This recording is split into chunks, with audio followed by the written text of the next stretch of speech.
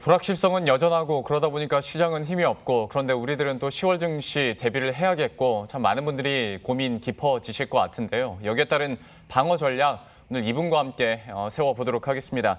SK증권 최석원 리서치센터장 모셨습니다. 어서 오십시오. 네, 안녕하십니까. 안녕하세요. 네. 10월 시장 단도직입적으로 좀 어떻게 전망하시는지 이것부터 여쭤볼게요. 최근 시장 자체가 9월 중순 말 들면서 좀 일일 변동성도 커졌기 때문에 좀 많은 분들이 걱정을 하시고 대응하기 참 쉽지 않다라고 얘기를 하시는데 10월 증시는 좀 어떻게 예상하세요? 예, 기본적으로는 좀 기대가 조정되는 시기라고 봅니다. 네. 사실은 저희가 처음에 코로나19가 막 창궐 하고 정신없었잖아요. 네. 이제 그 이후에 한 5개월 정도 주가가 굉장히 많이 올라왔는데 그 5개월 동안 올라오는 동안에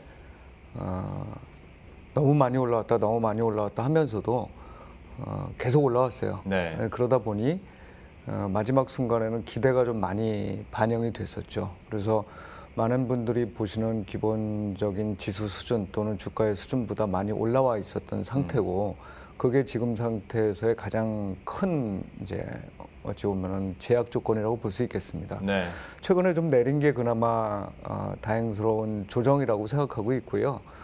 좀 바뀐 건 이게 우리가 투자자들만 그렇게 바뀐 게 아니라 가만 한번 생각을 해보시면 미국에서 조정이 일어나기 시작했을 때가 보면 연준에서 네. 그 FOMC 끝나고 난 이후에 사실 실망했다.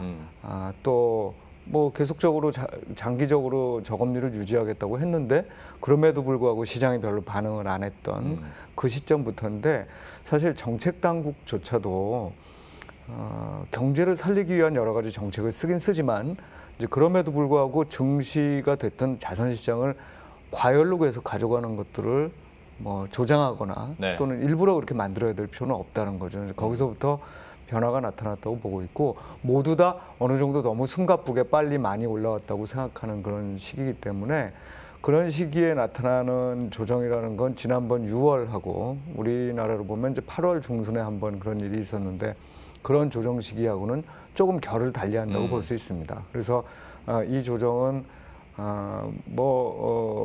얼마나 많이 빠질지 그거는 둘째치고 기간적으로 보면 조금 기간이 더 가야 된다고 생각을 하고 특히나 10월 중에 여러 가지 이슈들이 막 지금 녹아들어져 가고 있어요. 나쁘기 시작하니까 나쁜 이슈들을 더 많이 반영하는 것도 있지만 특히나 미국 대선도 가까워지고 예. 또 우리나라에서는 연말에 또 그 대주주 양도세 관련된 요건이 시장이 기대하고는 좀 다른 방향으로 결정이 되고 하는 이런 여러 가지 문제들이 같이 뒤섞인 상황이기 때문에 조금 더 조정 기간이 이어지는 10월이라고 생각하고 있습니다. 참 듣다 보니까 한창 잘 오를 때는 아무리 악재가 나와도 호재에 훨씬 민감하게 반응하면서 그냥 끌고 올라갔지 않습니까? 근데 이제는 악재들이나 불확실성에 대해서 그대로 이제 시장에 반영을 하고 낙폭이 좀 커지고 있는 상황인데 수급적인 측면에서 봤을 때도 개인들이야 여전히 투자할 돈들이 많이 예탁이 돼 있다라고는 하나 외국인 입장에서 봤을 때 미국 대선까지 생각한다면 9월보다 10월이 더 불확실성이 큰 달이 아닐까라는 생각도 들고 예. 최근 들어서 기관의 매도세도 굉장히 부담이거든요. 네. 10월에 이런 외국인과 기관의 수급은 어떻게 보고 계십니까? 기본적으로 수급도 그렇게 좋지는 않죠. 근데 수급이라는 게 항상 가격하고 주거니 받거니 하면서 가는 그런 모습을 보이는데 예. 일단 가격이 많이 올라왔다는 것 자체가 수급에는 나쁜 뉴스예요. 말하자면 이제 기관들이 지금 현재 팔고 있는 게 왜 팔 거냐에 대한 생각을 해봐야 되는데 상당히 많은 부분 이익을 고정시키고 실현시켜야만 하는 그런 시기에 접어들었을 거라고 봅니다. 예. 올해 사실 3월부터 시작해서 많이 올랐을 뿐만 아니라 작년 말 대비로도 올랐거든요. 그래서 포트폴리오를 잘 조정했던 경우에는 충분히 기대 수익을 달성했을 거라고 보고 이 기관들의 속성이라는 건 기본적으로 한도 끝도 없이 수익을 내는 것도 있지만 사실은 적정한 포트폴리오 또는 자산 배분을 관리하는 거기 때문에 예. 그런 관점에서의 매도는 이어질 거라고 보고 이제 외국인을 보려면 사실은 환율도 봐야 되고 결국은 자금 흐름이 이머징 마켓 쪽으로 들어올 거냐의 문제인데 환율이 하락하는 과정에서도 그러니까 말하자면 달러가 약세를 보이는 과정에서도 이머징 마켓으로의 자금 흐름이 이렇게 원활치 못했어요. 네. 그래서 그나마 이제 많이 팔아왔기 때문에 지금 조금 특히나 우리나라 쪽에서의 어떤 자금 유출이랄까 이런 부분들이 많았기 때문에 그런 데 대해서 이 반작용으로 좀 안정된 모습을 보이지만 외국인이 급격하게 사서 들어올 가능성은 그렇게 크지 않다고 봐요. 그러니까 수급 측면에서 봐서도 지난 7월, 8월 달이 굉장히 뜨거운 개인들의 장이었는데 아마 네. 개인들 입장에서도 그런 매도를 계속 보면서 쫓아가면서 계속 상승시켜가면서 매수하는 이런 모습으로는 보기가 좀 어렵겠죠, 10월에는. 네. 예, 외국인과 기관 같은 수급의 경우에도 역시 10월에도 좀 우리가 계속 경계를 하면서 지켜봐야 될 그래서 요인인 것 같습니다. 조금 더 이슈에 집중을 해보자면 아무래도 미국 대선과 관련해서 정말 이걸 단순화한다면 대선 직전까지는 불확실성이 계속 높아지다가 누가 됐든 대선 끝나면 그래도 안정을 찾을 것이다라고 뭐 정리를 하겠지만 우리가 10월 증시를 보고 있기 때문에 10월에는 누가 지지율이 높고 낮아지느냐에 따라서 정책들 보게 되고 하다 보면 이제 시장에도 영향을 미치는 거 아니겠습니까? 네, 시나리오별로 그렇겠죠. 그러면 봤을 때 좀 어떻게 우리가 해석 가능할까요? 예, 결국 뭐 시나리오라는 게 둘 중 하나죠. 트럼프 대통령이 재선을 하게 될 거냐, 네. 아니면은 바이든 후보가 꺾고서 이렇게 당선이 될 거냐, 어느 쪽에 무게감이 더 실리느냐에 따라 좀 다른데 예. 기본적으로 저희가 이게 끝나기 전까지 이 가을장 불확실성 요인 중에 큰 거라고 본 거는 그게 엎치락뒤치락하면서 서로 간에 정책적인 불확실성이 좀 심해질 거라는 거거든요. 네. 그러니까 사실 뭐 재선이 되는 그러니까 두 번 연속해서 또는 여러 번 연속해서 대선을 치르게 되는 국가에서는 뭐 다 발견되는 현상인데 사람들 입장으로 보면은 사실 지금까지 지속되었던 것들은 가시성이 있는 거잖아요. 근데 지금 가시성이 없어졌다는 게 가장 중요한 이슈고 특히나 미국의 민주당이 최근 들어서 얘기하고 있는 여러 가지들은 사실 기업들 입장 또는 투자자 입장에서 보면 약간 기분이 좀 안 좋은 거일 수도 네. 있죠.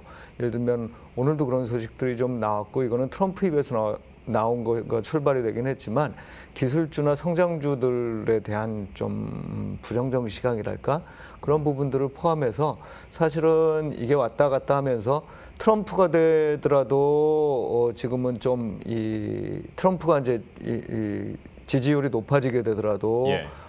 불확실성이 좀 커질 수 있고 네. 대중 무역 분쟁과 관련된 부분에서 그러겠죠. 반대로 바이든이 되더라도 그 이후의 정책적 변화에 대한 불확실성이 커진다고 보면 10월은 이제 11월이 선거니까 네. 이제 마지막 불확실성이 가장 이제 심한 시기라고 또 볼 수 있겠습니다. 그러면 또 그런 불확실성들이 우리 국내 시장에도 좀 불똥을 튈 수 있을 텐데 여기에 대해서도 우리가 좀 보수적인 입장에서 뉴스 팔로우를 잘 해야 될 것 같고요.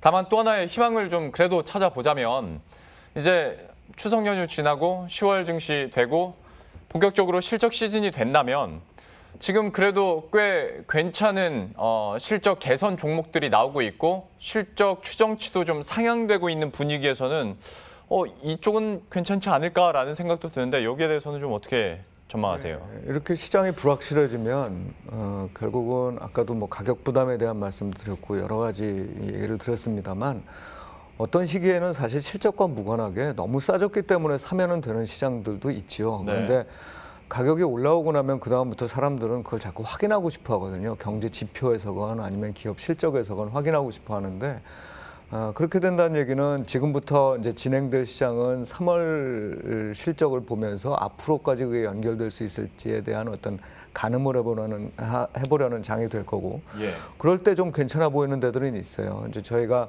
뭐 언택트와 관련된 부분은 꾸준히 괜찮은 것 같아요. 그리고 많은 분들이 그 빅7이라고 얘기를 했던 데들도 사실 가격이 너무 올라서 그렇지 일정 부분 그 실적 쪽에 있어서는 그 만족을 시키는 부분들이 있을 거라고 보고 또 다행스럽게도 우리나라가 상대적으로 IT나 자동차 뭐 이런 전통 제조업이죠. 제조업 부분에서도 다른 나라들이 워낙 안 좋으니까 상대적인 수혜를 받는 부분들이 있습니다. 네. 그래서 MS가 올라가기도 하고 이제 정지되지 않은 어떤 방역의 성공 이런 부분들을 반영하는 부분이기 때문에 이런 쪽들로 아마 포트폴리오를 좀 조정해가는 모습들이 나타날 거기 때문에 뭐 이따 대응도 말씀을 드리겠지만 대응 측면에서도 그런 거를 좀 이용해 볼 필요가 있다고 생각을 합니다. 그러면 얘기가 나온 김에 아마 이런 질문 드릴 때마다 저도 전제로 하는 것이 꼭 둘 중에 하나를 꼽을 필요는 없고 무자르듯이 딱 자르는 건 아닙니다만은 성장주냐 가치주냐 이 얘기 가장 많이 하지 않습니까? 지금 봤을 때 뭐 삼성전자나 현대차 실적 좋게 나올 것으로 예상이 되고 있으니 뭐 가치주인가 아니면 또 BBIG는 당연히 실적이 잘 나올 것 같으니 성장주인가 비율 배분을 좀 어떻게 해야겠습니까? 일단 시계를 어떻게 놓느냐에 따라 좀 다를 것 같아요. 지금부터 일정 기간은 우리가 상대적으로 방역이 잘 되고 전통 제조업 쪽에 실적이 그렇게 크게 무너지지 않았다. 그런 점에서 지금의 가격은 저평가되어 있다. 이제 이런 측면에서의 가치주냐를 얘기하는 거거든요. 예. 이제 그런 측면에서 봤을 때는 단기적으로는 그런 쪽으로 아까 말씀드린 대로 포트폴리오들이 좀 몰려갈 가능성이 있고 많은 투자 전략하시는 분이 그런 제안을 또 드릴 거예요. 그런데 시대의 흐름이나 어떤 이 다른 요인들을 좀 제쳐놓고 보면 결국 중심이 되는 큰 트렌드는 뭐 4차 산업혁명이라고 얘기해도 좋고 또 뭐 언택트는 사실 우리가 코로나 때문에 하는 얘기지만 예. 그거를 벗어난 어떤 플랫폼과 기술주의 기술 기업들의 성장 그런 어떤 주도가 되는 큰 흐름은 끝나지 않았다고 보는 거거든요. 그러니까 좀 더 장기적인 시각에서는 지금까지 우리가 좋다고 생각을 했었고 실제로 그게 실적으로 확인되는 성장주 쪽에 관심을 가져야 되겠다. 그래서 좀 단기 포트폴리오 조정과 좀 장기적인 포트폴리오 조정을 좀 믹싱을 해야 되는 그런 상황이라고 생각을 합니다. 장 단계에 따라서 투자 전략이나 비중 배분도 좀 달라질 수 있을 테고 여러분들의 자금 성격에 따라서도 조금 비중을 달리 할 수 있을 것 같습니다. 성장주와 가치주에 대한 이야기를 해봤고요. 또 역시나 이제 찬바람이 불면 또 얘기가 될 수밖에 없는 게 대주주 요건이 이제 낮아지다 보니까 네. 개인들의 매물출에 코스닥의 충격, 뭐 당연히 이런 플로우로 갈 수밖에 없는데 여기에 대한 심각성이나 시장 파급은 어느 정도로 보십니까? 시장에 영향을 좀 줄 것 같아요. 특히나 저희가 결국은 대주주 요건을 만족해서 그게 이제 문제가 되거나 뭐 이런 것들이 어느 쪽에 많을 거냐의 부분인데 뭐 금액적인 측면에서 보면은 코스피 쪽에 또 이 비율로 따지잖아요. 그러니까 예. 전체 그러니까 얼마만큼의 주주냐에 따라 따지는데 이제 그런 측면에서 보면 소형주 쪽에 영향을 미칠 텐데 어쨌든 이 부분 때문에 나올 수 있는 물량이 예년보다 굉장히 늘어나겠죠. 작년만 하더라도 12월 달에 개인들 순매도가 한 4조 근처까지 갔었어요. 네.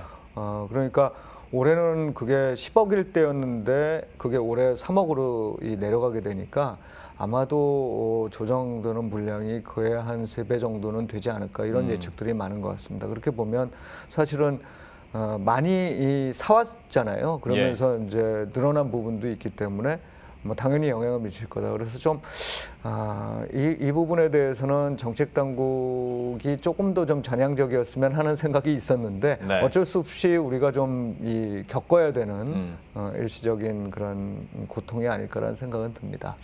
대주주 요건이 하향되면서 여기에 따른 또 개인들의 매물출에 시장의 충격도 대비는 미리미리 좀 해야 될 것 같고요.